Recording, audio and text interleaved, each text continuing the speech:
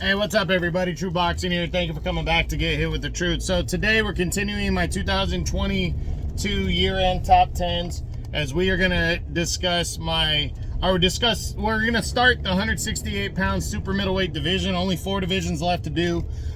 This video is going to discuss the dropouts, the guys that dropped out of the top 10 from last year. We go lowest to highest from where they were coming into the year, and we start with 28-year-old contender Kyrone Davis. Davis entered the year coming off of a 2021 where he really didn't fight that much. I know he had I believe in 2021 I think was the year that he fought David Benavidez, and I could be wrong about that. I'm pretty sure he fought David Benavidez in November and fought like hell against him. He actually had a 2021 where he fought Anthony Durrell to a draw, and then he busted his ass against Benavidez, fought hard, showed a lot of heart, but came up short. Well, in 2022, he didn't do anything. He didn't fight at all, and that kind of hurt him. I know there had been talks about him moving down to middleweight, but he never did. So he didn't fight at all in 2022. And he's not ranked in any governing body, so not really sure what he's going to do going forward. But Davis, kind of a letdown because he's in the PBC where there are some solid fights there, but he wasn't able to land any of them. So we'll see what happens going forward. Also dropping out is 36-year-old former world title challenger Gabriel Rosado. Rosado, he was 6th coming in, I believe.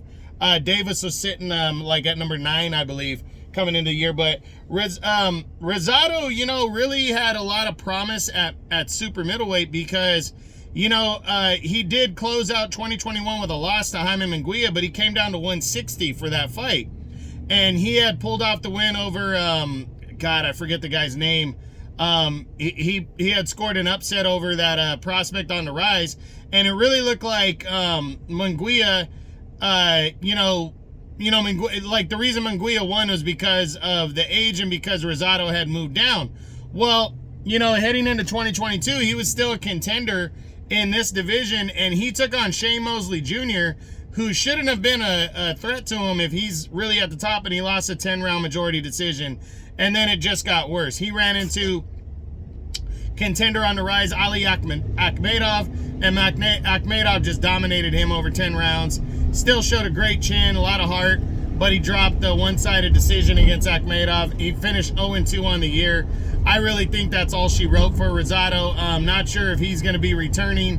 If he is, at this point, he is just clearly a stepping stone and gatekeeper role. I mean, that's what he was already, but, he surprised everybody with that 3rd-round knockout win that he recorded in 2021 that really made everybody turn their heads and go, hey, maybe Rosado can compete at 168. But now after those two, after the back-to-back losses, we really have to rethink that. So Rosado drops out. Also dropping out is 33-year-old former 2-division champion Billy Joe Saunders. Saunders, I believe, was like right around number 4 or 5 coming into the year. He's the last guy that we were talking about on this video.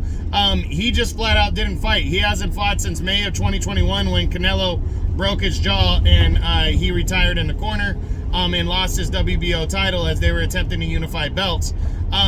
He hasn't fought since then. I gave him a break, but there's no future in sight. There was talks about him coming back for the end of the year. I know he had contemplated retirement, but he just stayed out of action. And, I got to drop him out after over a year and a half of out. Like, ever since COVID, my new rule is a year and a half of inactivity, and then I will drop you out. Depending on whether you got a fight scheduled or whether you are close to making a comeback or planning on making a comeback. But with all the retirement talk that there was, and then also him just being clearly out of the ring for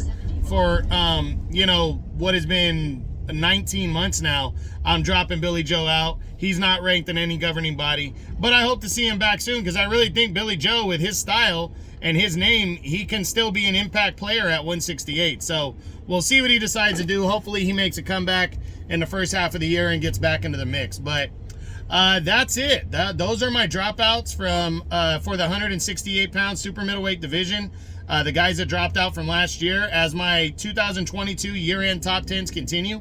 I hope you enjoyed the video. If you did, smash the like button, leave a comment, subscribe to the channel. I appreciate any and all support. This is True Boxing. You've been hit with the truth.